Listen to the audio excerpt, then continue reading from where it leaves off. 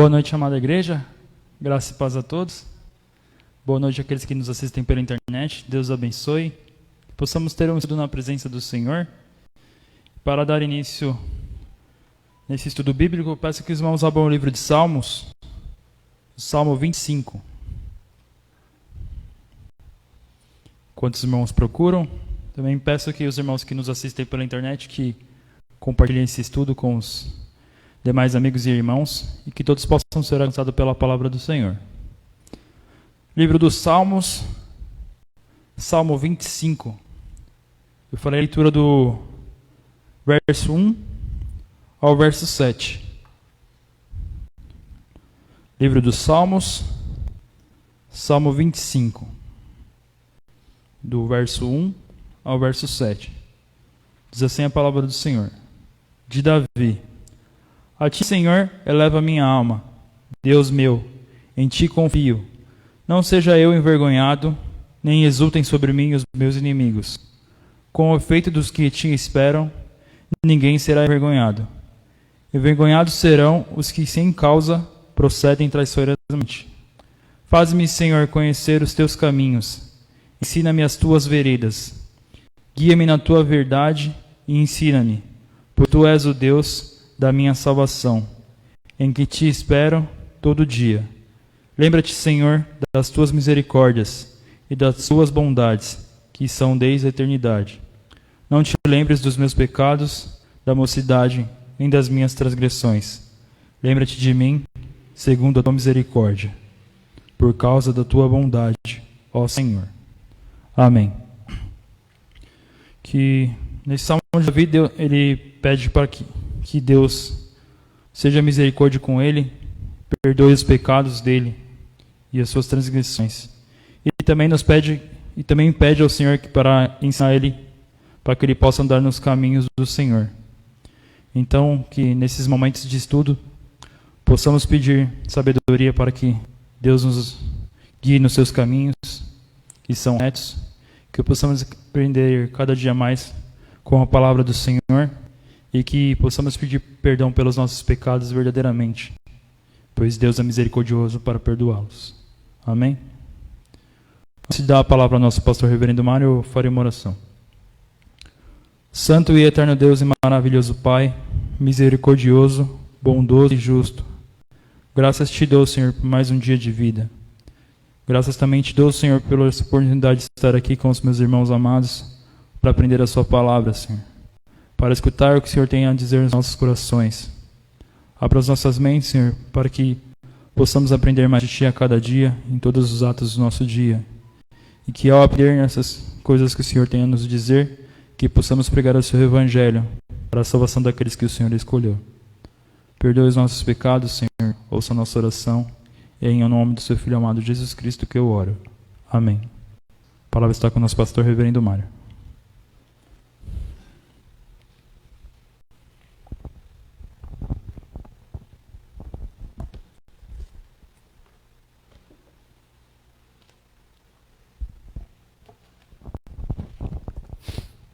Graça e paz, irmãos.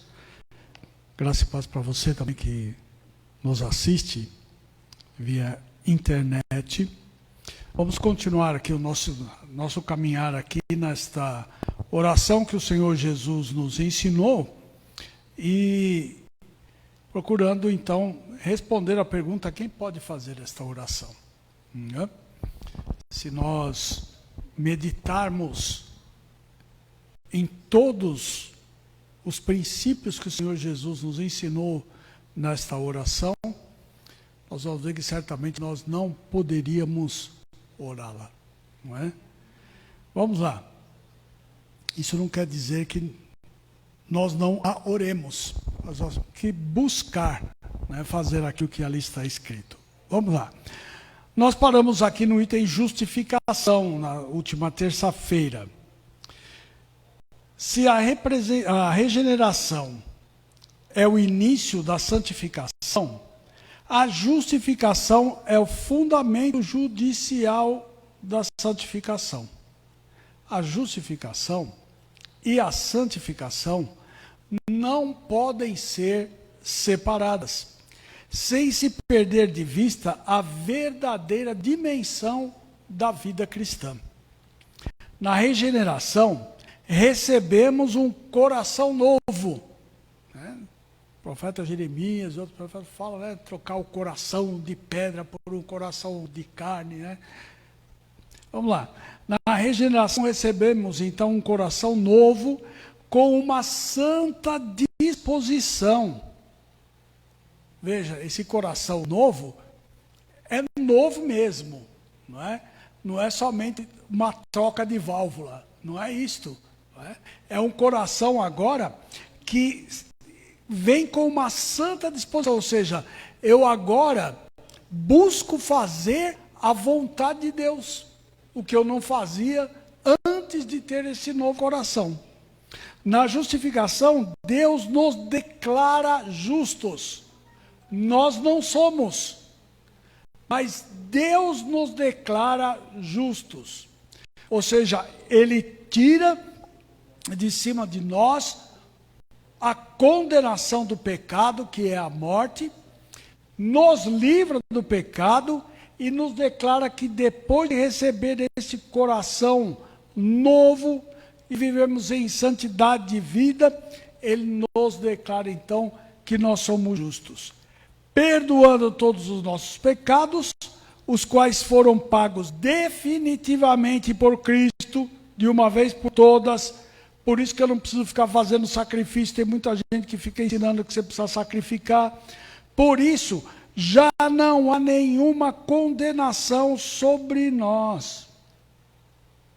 Estamos agora em paz com Deus, amparados pela justiça de Cristo. Abra sua Bíblia, na carta do apóstolo Paulo aos Romanos.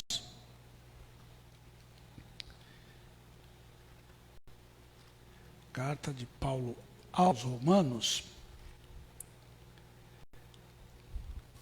capítulo 5, verso de número 1. O que diz o nosso irmão Paulo? Justificados, pois, mediante a fé, temos paz com Deus, por meio do nosso Senhor Jesus Cristo. Ou seja, nós éramos inimigos de Deus, e por meio do sacrifício do Senhor Jesus Cristo, crendo nele como nosso único e suficiente Salvador, nós temos agora esta reconciliação com Deus e nós temos paz com Deus.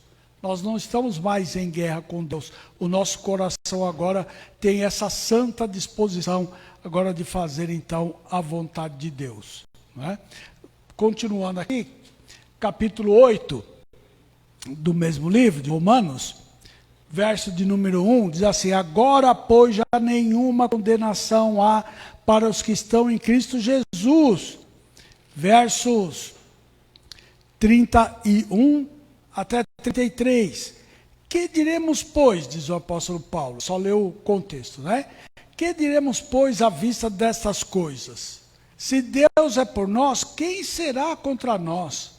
Aquele que não poupou seu próprio filho, antes por todos nós o entregou, porventura não nos dará graciosamente com ele todas as coisas?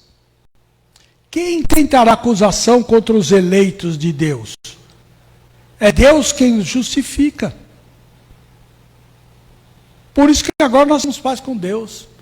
Nós temos um advogado que intercede por nós, diante do Pai. Na justificação, Deus declara que já não há mais culpa em nós. Na santificação, Ele nos purifica da corrupção. Então, a gente costuma usar uma simbologia, né? Um exemplo que é assim, Deus nos tirando da lama do pecado e depois tirando a lama do pecado de nós. Né? Então precisa acontecer as duas coisas. Primeiro eu preciso ser salvo. Eu saio lá do meio da lama tudo sujinho, não é? E Deus vai limpando a gente por meio então da santificação. Enquanto não formos gerados por Deus, nós vimos isso na terça-feira passada, declarados justos, Por meio da justificação, não há santificação.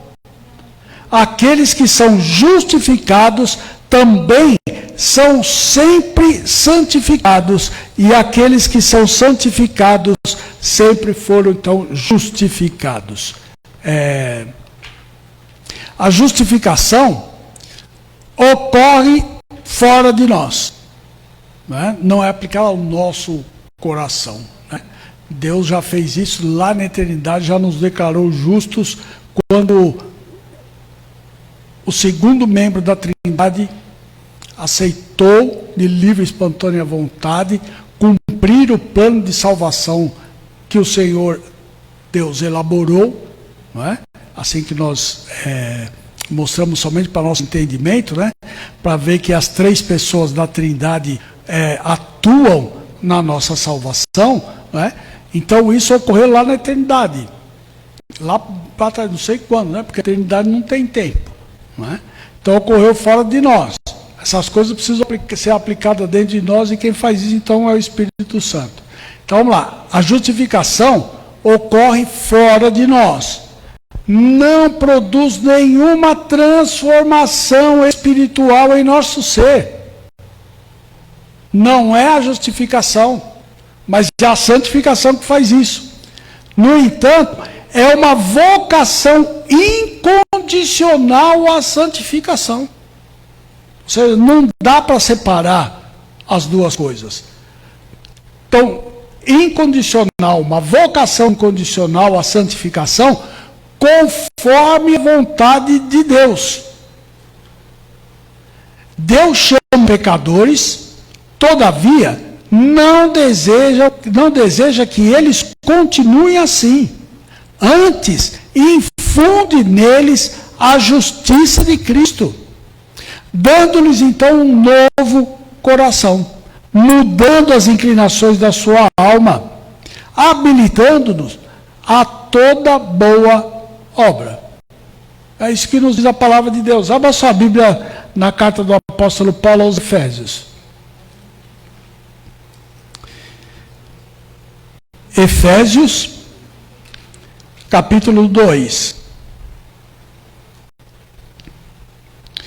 A partir do verso de número 8 até o verso de número 10, né? Porque pela graça sois salvos mediante a fé, isto não vem de vós, é dom de Deus, não de obras para que ninguém se glorie, pois somos feitura dele, criados em Cristo Jesus para as boas obras, as quais Deus de antemão preparou para que andássemos nela.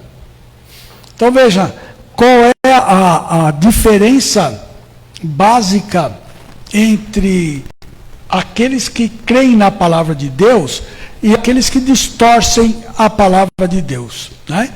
Quem distorce a palavra de Deus diz assim: olha, você precisa fazer alguma coisa para ser salvo. Você precisa escolher Jesus, você precisa fazer boas obras para se apresentar diante de Deus, você precisa não sei o quê, você precisa de um monte de coisa. Na realidade, você não precisa de nada. Você não pode fazer nada. Não pode fazer coisa nenhuma. Porque tudo... Deu um break? Não? Tá bom? Tudo quanto nós quisermos fazer, anula a obra do Senhor Jesus Cristo. Tudo que precisava fazer, ou ter sido feito, Jesus Cristo fez. Então eu não preciso fazer nada. Então não adianta você dizer assim: eu preciso ser muito bom, né? E se quando eu morrer, Deus olhar para mim, se eu for muito bonzinho, Ele vai deixar entrar no céu. Não é? Não vai. Não vai. Se você crê nessas coisas, não adianta nada. Não tem uma outra maneira de você entrar no céu. A não ser, aliás, eu costumo brincar com o pessoal aqui na igreja dizendo o seguinte: se um dia, se fosse agora, você morresse agora e chegasse lá na porta do céu, só para efeito de figuração, né, de simbolismo, que o céu não tem porta, né? e Deus perguntasse para você o seguinte: me dê um bom motivo para eu deixar você entrar no meu céu, o que você responderia? Você já pensou nessa situação? Você vai dizer assim: eu fui bonzinho lá na terra, Senhor, sabe? Eu ajudei a velhinha a atravessar a rua, não peguei troco a mais e coloquei no bolso. Não, Deus vai falar para você: fora. Você está fora. Porque não é aquilo que você faz que te leva a entrar no céu. A única resposta que existe é porque o Senhor Jesus é o meu Salvador, o meu Senhor e meu Mestre. Não existe outra condição. Porque foi Ele quem morreu, foi Ele quem deu a vida por mim, foi Ele quem deu a vida por você. E agora eu quero fazer alguma coisa para me achegar diante de Deus. Não chega. Olha o que o texto diz: pois nós somos feituras dele. Ele nos fez. Nós somos criados em Cristo Jesus para as boas obras. Aqui está a diferença. É ruim fazer boas obras? Não, não é ruim. Nós somos chamados para fazê-las. Por quê? Porque nós já somos salvos. Não para sermos salvos. É completamente diferente. Eu não posso me fiar nos meus méritos. Quem tem méritos é o Senhor Jesus Cristo, não eu. E tem gente insistindo. Você tem que fazer, tem que fazer. Né?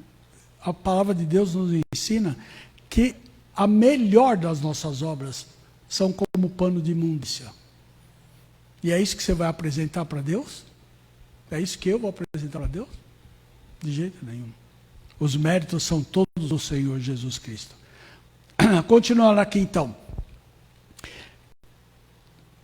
Nós falamos aqui de Efésios 2, de 8 a 10, né? Cristo a ninguém justifica, a quem não ao mesmo tempo santifique. Ou seja, as coisas têm que andar juntas. Todavia, a realidade do pecado, como voltaremos a falar, ainda existe em nós. O justificado é simultaneamente justo e pecador. Enquanto nós estivermos aqui, nós vamos continuar sendo pecadores. Mas, graças a Deus, justificados. E o nosso irmão Lutero, eu copiei isso dele durante algum tempo na internet, né? Não no WhatsApp, mas no Facebook e tal. Eu colocava essa expressão, né? E quando mandava e-mail e tal, essa expressão ia junto, né? Então, ele diz assim: simul justus et peccator, né? Feito justo, tornado justo, mas ainda pecador, não é? Essa é a expressão do nosso irmão Lutero. Fazendo um outro paralelo entre a justificação e a santificação, podemos dizer que enquanto a justificação nos livra da condenação do pecado, porque não há mais o peso da lei sobre nós me condenando, não há mais o pecado dizendo que eu estou morto, a santificação nos livra da contaminação. Por isso que eu preciso me afastar do pecado. Tem um sermão que eu preguei uma vez aqui na igreja, que chama-se Afaste-se do chiqueiro. Porque assim, você pode limpá-lo do jeito que você quiser. Você soltou, ele vai para onde? Para a sujeira. Porque é a natureza dele. Não adianta você querer que ele fique limpo. Ele vai ficar sujo. Nós somos assim quando não temos esse novo coração. A gente sempre volta para a sujeira. A porca lavada volta. O cachorro volta. É assim que diz a palavra de Deus. Nós somos iguais. Nós nos alegramos com o pecado, a menos que o nosso coração seja transformado com essa nova disposição, então, de obedecer, então, à vontade do Senhor. Na justificação, Deus imputa a justiça de Cristo. Por isso que eu não posso fazer nada. Deus imputa a justiça de Cristo. E na santificação, o seu Espírito infunde a graça e dá forças para ser praticado. Quando o crente diz que não tem força para deixar o pecado, ele está dizendo que o Espírito Santo é mentiroso. Porque olha o que o texto diz: o Espírito Santo infunde a graça e dá força. Não é se um dia, alguma vez, talvez outrora, dá forças para ser o quê? Purificado, para você afastar.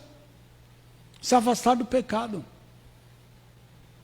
O problema nosso é que todos nós, sem exceção, nós temos aquele pecado que é nosso, guardado numa gavetinha dentro do nosso coração, e esse pecado a gente não solta, a gente não larga.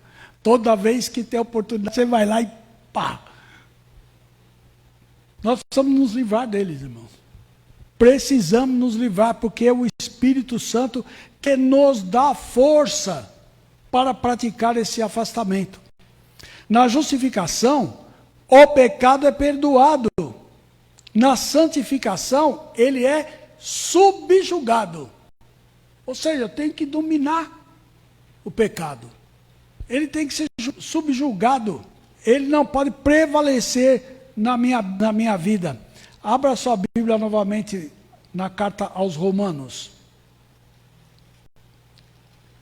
Olha lá, Romanos, capítulo 3.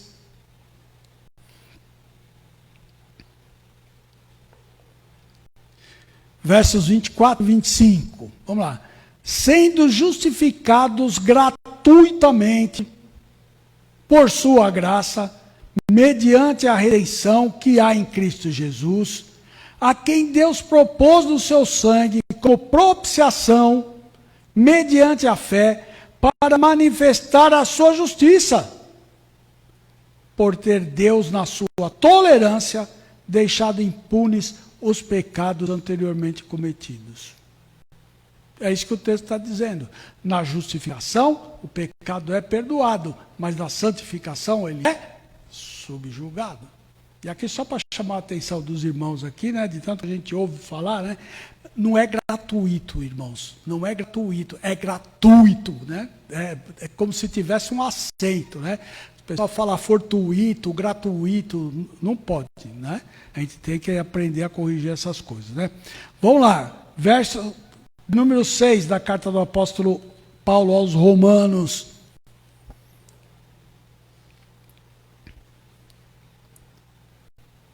Verso 6. Sabemos isto, que foi crucificado com ele o nosso velho homem, para que o corpo do pecado seja destruído, e não sirvamos o pecado como servos. Se você é servo de Cristo, você não pode ser servo do pecado. A Bíblia diz que a gente não pode gorjear entre dois senhores. Ficar uma hora agrada um, outra hora agrada o outro. Ou desagrada um, ou desagrada o outro. Não tem jeito. Nós não podemos viver nessa vida dúbia. De uma hora estamos fazendo a vontade de Deus, outra hora estamos fazendo a vontade do diabo. Não pode. Verso 6, né? Depois o verso de número 14. Porque o pecado não terá domínio sobre vós. Vós, pois, não estáis debaixo da lei, e sim da graça. A lei me condena. Porque eu não consigo cumprir a lei perfeitamente. Cristo precisou cumprir a lei no meu lugar. Uma vez a lei cumprida, ela não tem mais poder para me condenar. Não que a lei não sirva. A lei continua servindo. Serve de quê? De orientação moral. De como eu devo fazer. E não mais como juíza para me condenar, então, ao inferno. Porque ele diz, olha, nós não estamos mais debaixo da lei. E sim, da graça de Deus. Muito bem. Pela justificação de Cristo, os crentes passam legalmente a ter vida. Veja, abra sua Bíblia na carta aos Efésios. Carta aos Efésios. Capítulo de número 2. Enquanto os irmãos acham aqui, deixa eu tomar uma aguinha.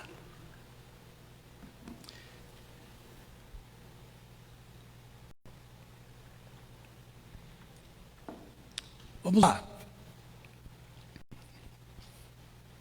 O que ele diz na carta aos Efésios, no capítulo 2, verso de número 1?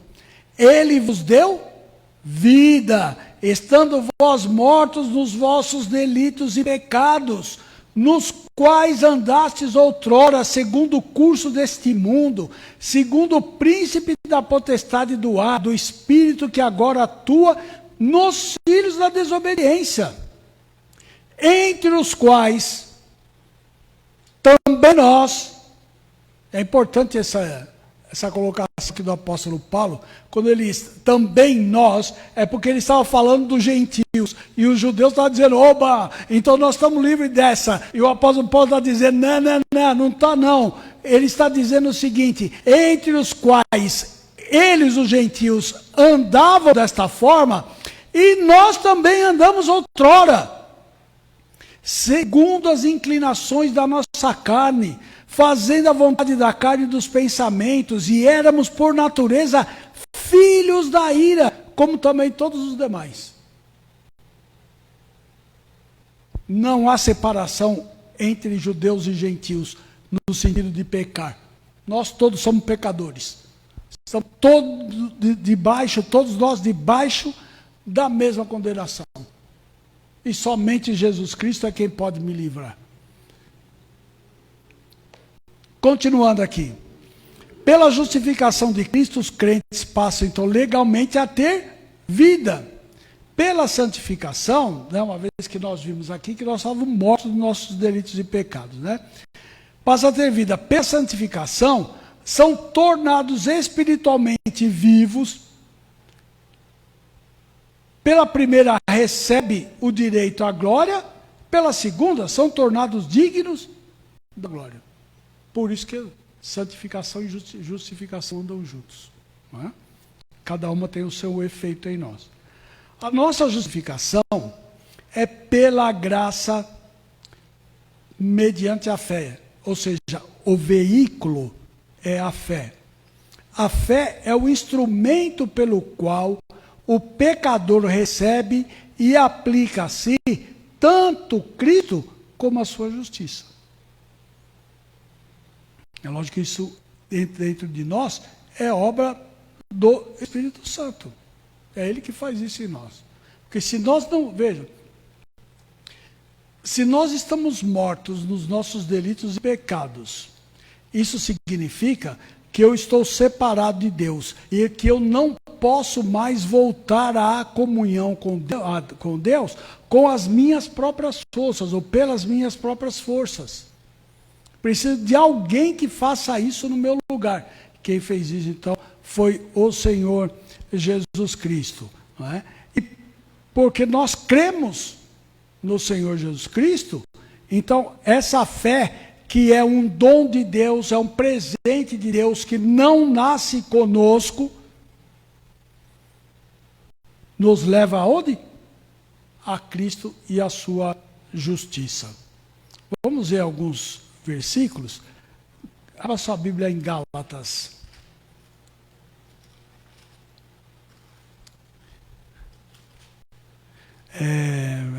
Três.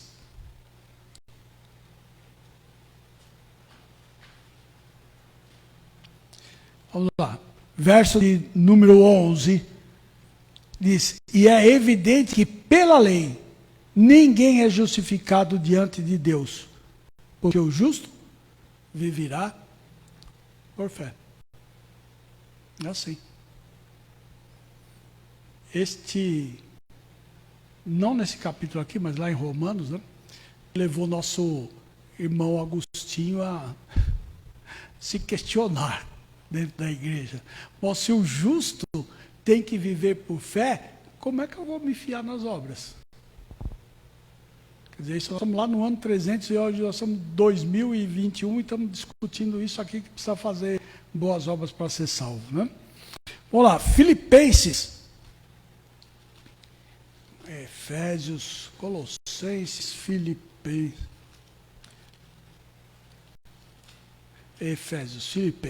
vamos lá. 3:9.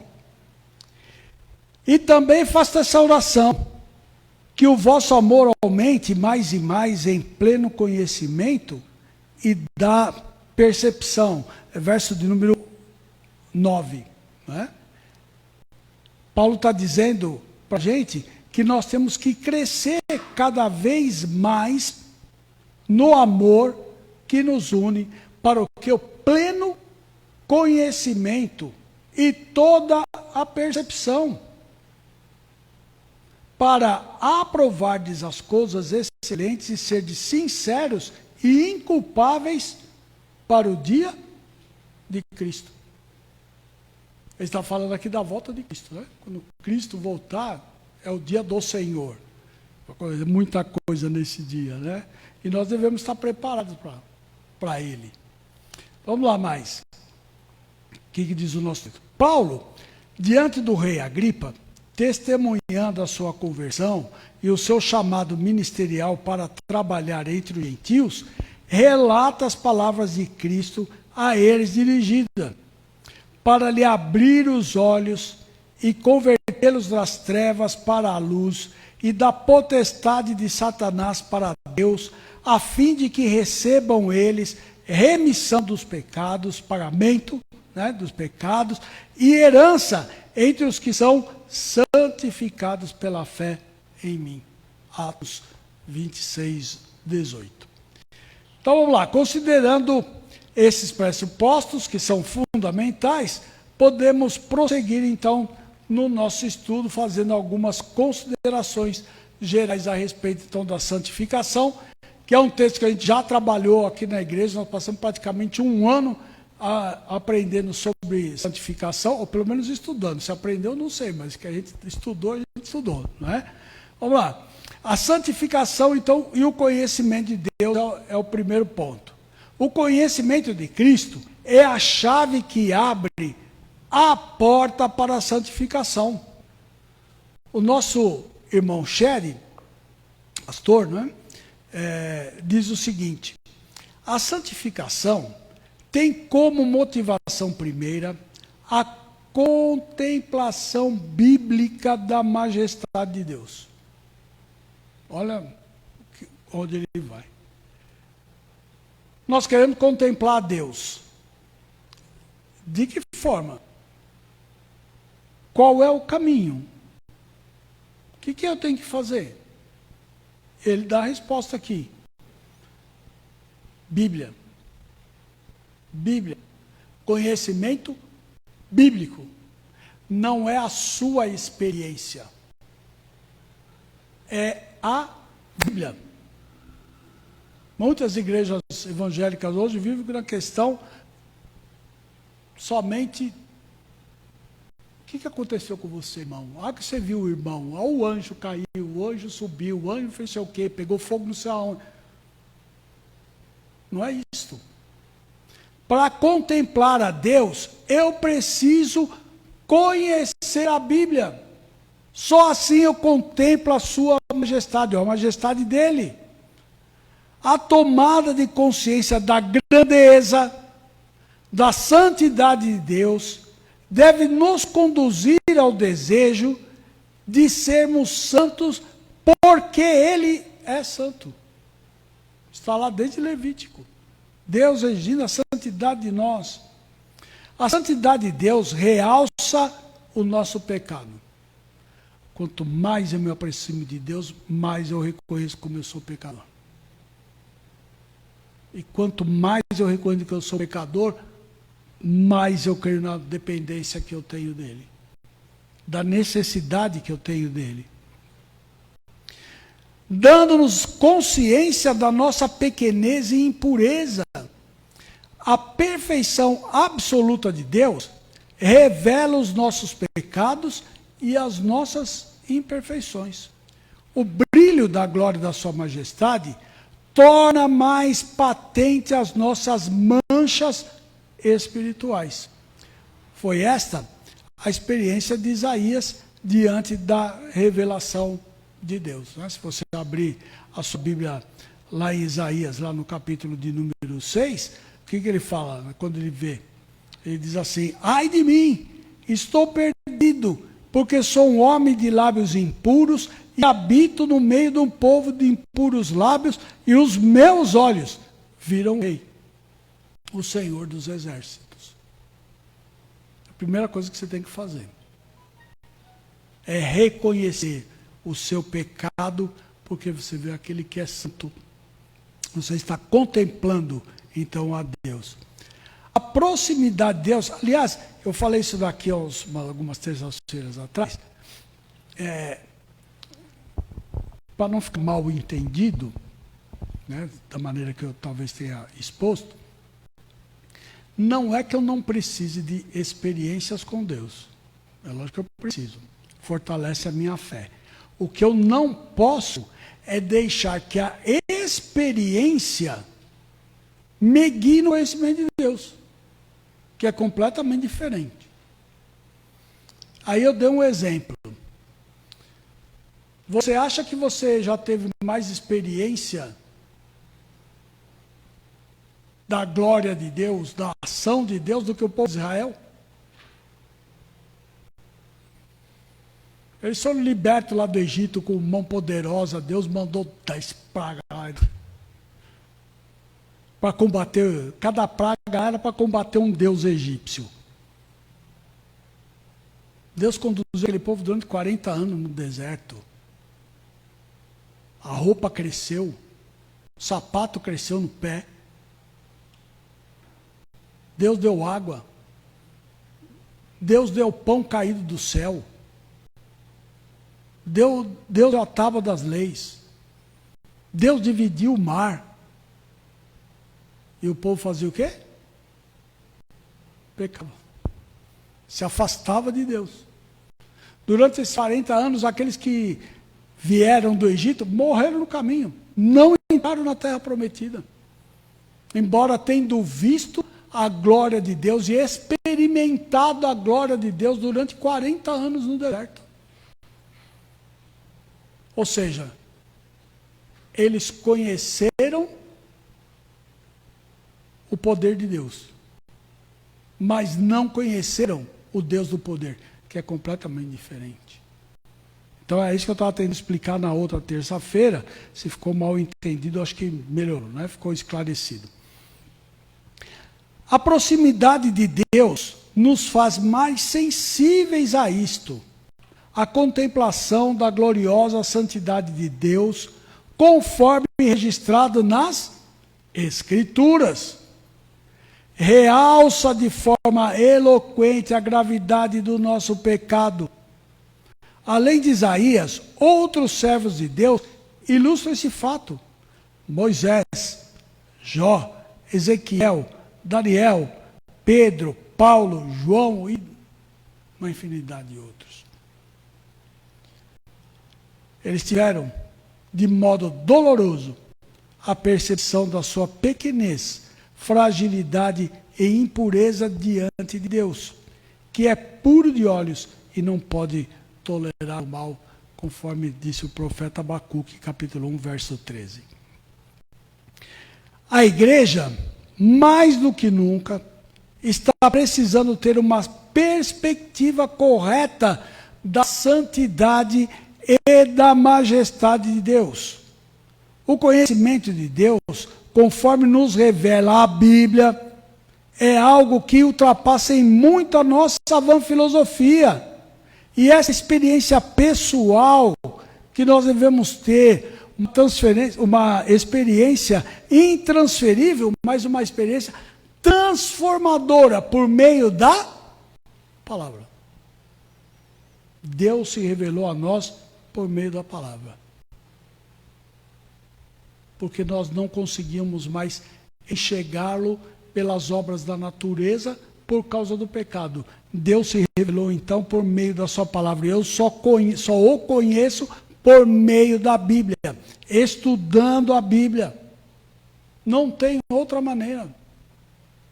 Eu preciso investir tempo em estudar as Escrituras. Não é, mais uma vez, não que você não deva fazer, pode fazer, mas não é assim, sabe, pastor, esse ano aqui eu li 2 vezes a Bíblia inteira. O que você aprendeu?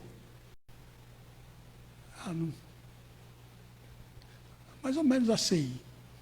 Você pergunta, onde está isso aqui? Mais ou menos entre Gênesis e Apocalipse, pastor, não sei. Não, a gente não pode ler a Bíblia como você lê um livro de entretenimento. Você lê, depois joga lá no canto, daqui a pouco você esqueceu o que leu. O salmista nos diz lá no Salmo 119 que eu escondi a tua palavra no meu coração para não pecar contra ti. Se eu faço leitura simplesmente superficial da Bíblia, o que é que fica no coração? E é por causa disso que a gente não muda o comportamento. Continua fazendo as coisas iguais. Do mesmo modo. Alguém disse que Einstein falou, e é mentira, porque Einstein nunca falou isso, que se você fizer as coisas sempre do mesmo jeito, você nunca vai obter resultado diferente. Né? Einstein nunca falou isso. Eu não sei quem foi que falou, mas é uma verdade. Se você continua fazendo do mesmo jeito, você não pode ter outro resultado a não ser aquele. Ou seja, precisa haver transformação. Quando eu leio a palavra de Deus e guardo no meu coração, reflito, penso na palavra, tenho dúvida, venho procurar a resposta. É só desse jeito que você aprende. Vou dar um exemplo aqui.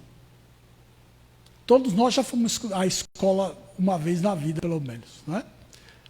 Como é que tem coisas que você aprendeu lá no primário,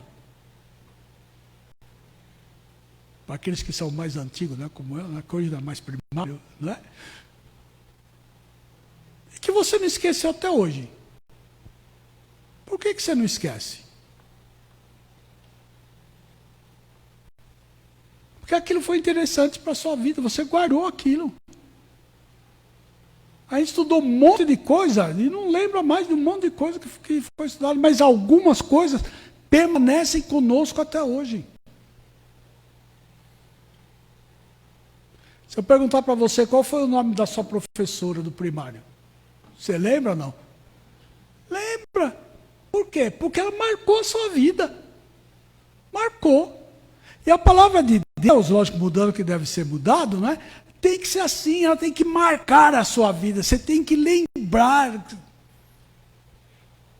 Porque é desse jeito que o Espírito Santo nos faz lembrar daquilo que foi ensinado, daquilo que foi aprendido, lendo a palavra de Deus, na hora de você dar testemunho. Agora, se eu não me alimento da palavra de Deus, não sei nada da palavra de Deus, como é que eu vou argumentar com uma outra pessoa? Não tem jeito. Nós precisamos aprender. Precisamos, de fato, aprender e apreender a palavra de Deus. Né? Linguagem pentecostal, você toma posse. Você precisa tomar posse da palavra de Deus. Está aqui nas nossas mãos. E às vezes a gente não dá o devido valor à palavra de Deus. Continuemos então aqui. Então, a contemplação do Deus das Escrituras é um convite restrito ao nosso crescimento espiritual. Nada mais esclarecedor a nosso respeito do que uma visão real da grandeza de Deus. Contemplar a Deus por meio da sua revelação significa ter os olhos abertos para a nossa necessidade de santidade, de crescimento e fortalecimento em nossa fé. A vontade de Deus é que o conheçamos. Aliás, esse é o motivo fundamental da sua revelação, para que, confrontados com ela, nos rendamos a Deus, ou adoremos, e neste ato sejamos santificados cada vez mais. Jesus, na oração que nós estamos estudando, diz assim: e a vida eterna é esta, que te conheçam a ti, o único Deus verdadeiro, e a Jesus Cristo a quem estudasse. Desculpa, na oração sacerdotal, né? Lá de João 17, não de Mateus 16, como nós estamos estudando. Paulo considerou todas as outras coisas como perda, diante da realidade sublime do conhecimento de Cristo. Conhecer a Cristo era a sua prioridade. Ele assim declara: sim, deveras considero tudo como perda, por causa da sublimidade do conhecimento de Cristo Jesus, meu Senhor, por amor do qual perdi todas as coisas e as considero como refúgio para ganhar a Cristo. Filipenses 3:8. Hoje nós procuramos muito mais as coisas que são passageiras, as coisas que são materiais.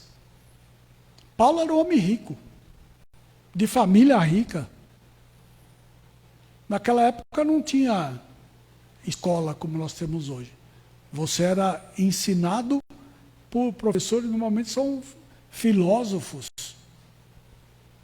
E Paulo foi ensinado aos pés de um dos mais eloquentes e expoentes homens daquela antiguidade, daqueles tempos, Gamaliel. E você tinha que pagar, e não era pouco. E Paulo foi educado aos pés de Gamaliel, tinha dinheiro. Eu brinco aqui na igreja dizendo que ele podia comprar a biga do ano, o cavalo mais bonito, morar no Mediterrâneo, fazer um monte de coisa. E ele considerou tudo isso como perda, como refúgio, como pano de imundícia, para ganhar a Cristo. E hoje nós ficamos preocupados com a nossa casa, com o nosso carro, com o nosso trabalho, com o nosso isso, com o nosso aquilo. E esquecemos de conhecer a sublimidade desse conhecimento. O caminho da santificação passa invariavelmente pelo conhecimento de Deus, conforme Ele mesmo se revelou por meio das Escrituras, envolvendo uma experiência de vida. Ou seja, como é que eu vivo por meio da palavra de Deus? É por isso que a Bíblia é a nossa regra de fé e prática. Parece que nas nossas igrejas hoje, na maioria das igrejas evangélicas, a Bíblia é só um livro para você crer. Mas não é um livro para você viver. A gente está muito longe do viver que a Bíblia requer de nós, dentro dessa nova vida que Cristo nos deu. O conhecimento de Deus é vivificador e libertador. É quando fitamos a face de Deus que percebemos a necessidade de santificação e nos é exposto o meio pelo qual pode ser realizada a nossa santificação. e é função do Espírito Santo fazê-lo. Ou seja, o Espírito Santo de Deus dá o start de santificação da nossa vida, mas nós temos que fazer, nós temos que buscar. E o apóstolo Paulo nos dá a receita, ele diz, olha, enchei-os do Espírito Santo. Quanto mais cheio do Espírito Santo você estiver, mais próximo de Deus você está. Mais você vai reconhecer a majestade de Deus, mais você vai reconhecer o seu pecado, mais você vai entender como é que você deve adorá-lo. Não do modo que eu quero, não do modo que você quer, mas do modo que Ele quer ser adorado.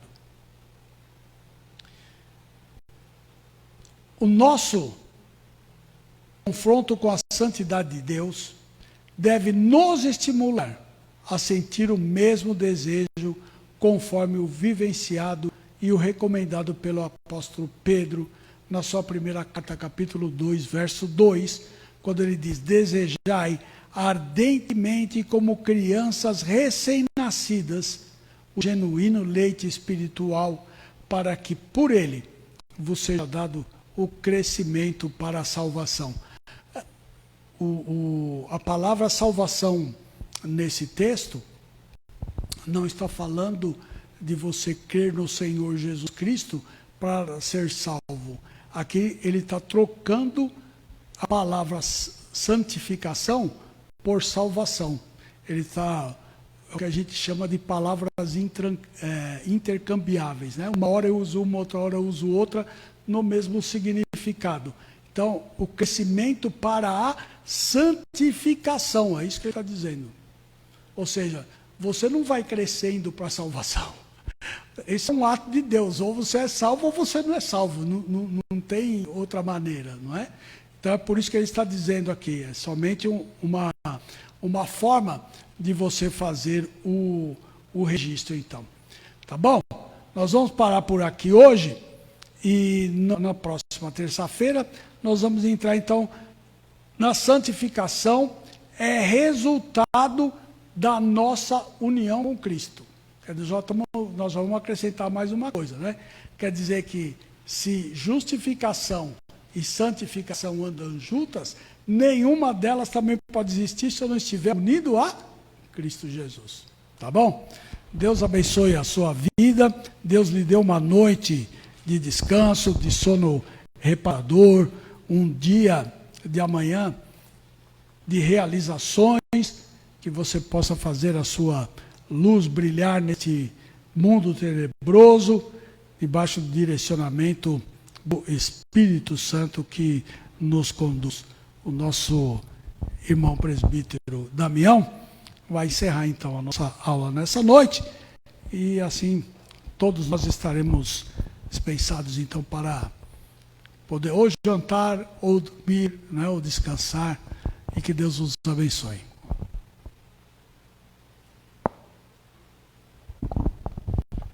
Amém, irmãos. Terminamos mais um estudo com a graça de Deus. Só os avisos, né? Domingo tem escola dominical às 9h30, né? Com reunião de oração antes. Às 9h30 começa a reunião de oração.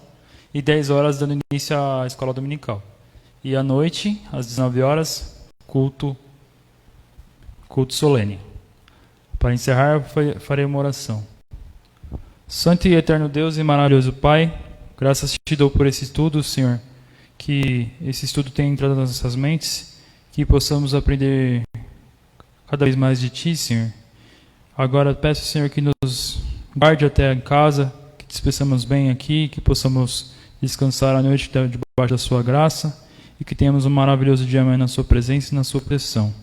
Tudo isso eu te peço e te agradeço em nome do Seu Filho amado Jesus, com o perdão dos nossos pecados. Amém.